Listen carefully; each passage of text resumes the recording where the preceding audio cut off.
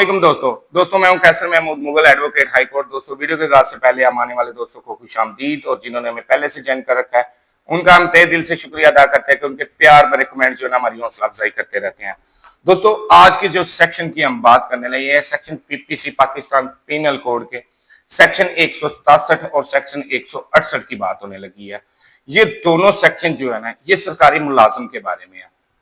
अब इसमें सेक्शन 167 कहता है अगर कोई सरकारी मुलाजिम किसी दूसरे शख्स को नुकसान पहुंचाने की नीयत से जाली फर्जी दस्तावेजात तैयार कर लेता है और उसको इसमें फर्दर बताते हैं और इसको इसके बारे में इल्म भी होगा, ये सरकारी मुलाजिम को इसके बारे में इल्म होगा कि इस डॉक्यूमेंट से अगले शख्स को नुकसान पहुंचेगा।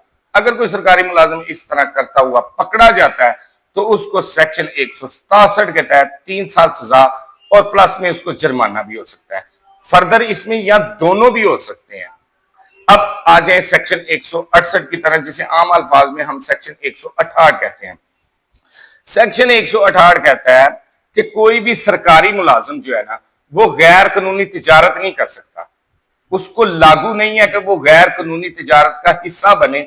अगर कोई सरकारी मुलाजिम गैर कानूनी तिजारत करता हुआ पकड़ा जाता है या उस पर साबित हो जाती है तो उसने सेक्शन 168 की या आम अल्फाज में जिसे हम सेक्शन 168 कहते हैं उसकी उसने खिलाफ वर्जी की होगी।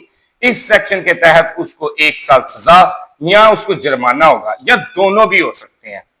तो ये थी आज की हमारी वीडियो। उम्मीद करता हूं आपको आज की हमारी वीडियो अच्छी लगी होगी। अगर हमारी इंफॉर्मेशन आपको अच्छी लगे तो इसे दूसरों तक शेयर करना ना भूलिएगा, हमें लाइक कीजिए और नीचे कमेंट करना ना भूलिएगा। आपके कमेंट्स हमारी हौसला अफजाई करते रहते हैं।